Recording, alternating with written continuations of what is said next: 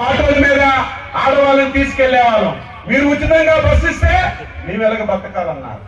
వాళ్ళకు కూడా అదే రోజు ఏ ఒక్కరికి ఇబ్బంది పెట్టకూడదు, ఏ ఒక్కరికి బాధ కలిగించకూడదు. మీకు ఉచిత బస్సు ఇచ్చిన రోజే ఆటో డ్రైవర్లకు కూడా డబ్బులు ఇచ్చి వారికి కూడా సహాయం అందించాలని ప్రయత్నం. ఈ సంవత్సరంలో ఏవైతే సూపర్ 6 ఇచ్చామో అన్ని చేసాం, ఒక్కటే మిగిలిపోతుంది. ఆడవాళ్ళకి నెలకి 1500. అది చెయ్యాలంటే ఆంధ్రాని అమ్మాలి. ఇంకా ఆలోచన చేస్తుంది. అంత డబ్బు అవసరం ఉంది. ఏమి చేయాలి, ఎలాగా పథకం అమలు చేయాలి ఆలోచన చేసి చంద్రబాబు నాయుడు గారు ముందుకెళ్తున్నారు.